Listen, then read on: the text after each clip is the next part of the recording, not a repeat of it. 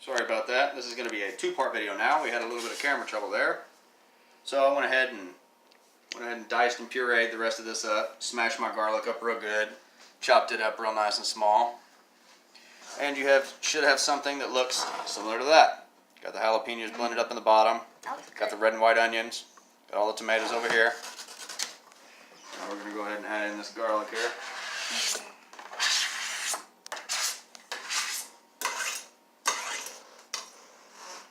One sec here.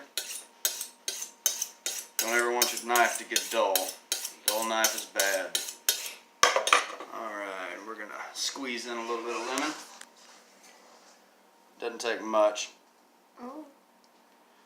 Now, we're actually going to pick out these two little seeds that just fell in here. This little guy and this little guy. Alrighty. Once you get those in there, I'm going to rinse my fingers off right quick. Alright. Now, I've never been one to use exact measurements on, well, anything really.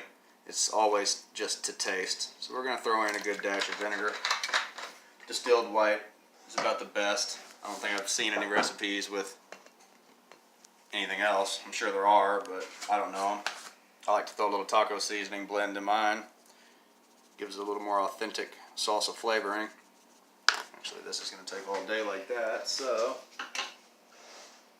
pop this top on here. Give it a nice little shake here. That'll do it. Now, of course, because of all the tomatoes, you're going to need a good portion of salt. Unless you're living salt-free, then it'll be a little more bland, but it'll still be good. We're going to throw in a good amount of salt there. That ought to do. And a little bit of black pepper just because.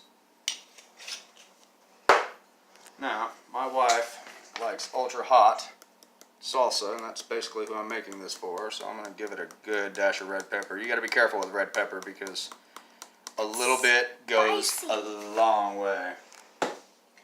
Now, from there out, all you got to do is bring it up to temperature, good and slow.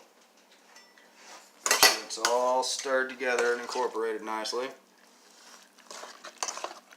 Get all this stirred up here. Look at that. It's already looking delicious. And, oh, almost forgot one of the key ingredients. Follow me over here, Skyly. When making salsa, it is imperative Is that celery? that you use green onion.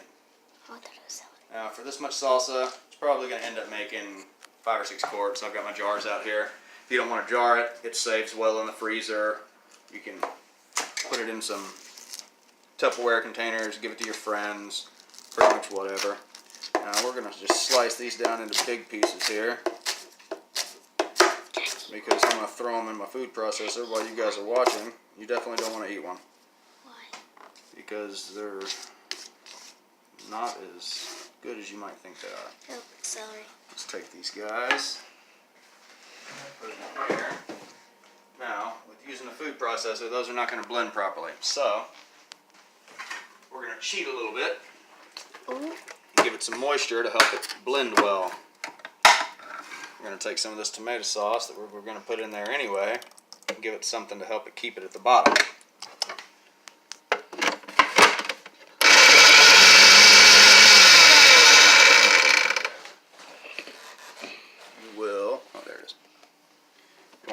Open this once or twice, shift them back down to the bottom. Probably need a little bit more here. There we go. And the tomato sauce just helps it. I would normally put these in with the other onions just so it'd puree nice.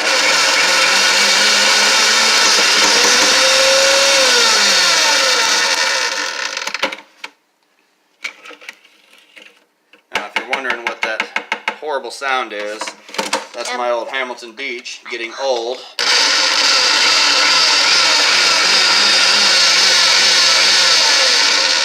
That ought to be good enough.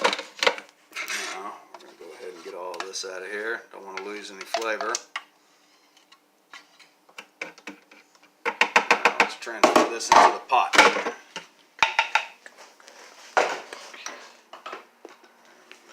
Get this off of here. The more you leave in there, the less flavor you have.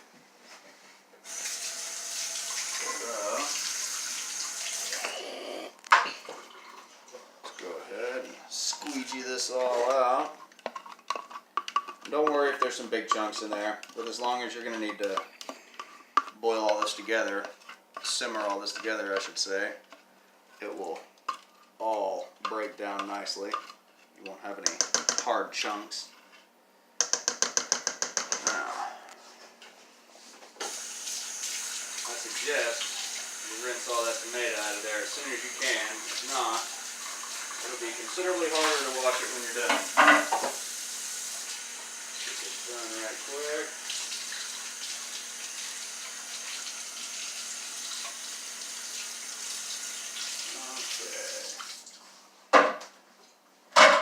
Now, go ahead and mix this together. Now see, that's already looking like a pretty nice salsa. And what I was going to say before is, if you want to, you can stop right here and literally just have a fresh salsa. Or you can boil it together, simmer it for a couple of hours, and it will turn into more like a store-bought salsa. Let's finish this off here. And once you get all your ingredients in there, I'm going to go ahead and throw another little dash of vinegar just to be safe. It helps the ingredients break down properly. It also gives it a nice pop in the flavor. All you got to do, just simmer this for a couple of hours, maybe 3, and you've got yourself some really good salsa. And that's all there is to making salsa. Skylar, did you have something you wanted to say to him? Like and subscribe. Good job.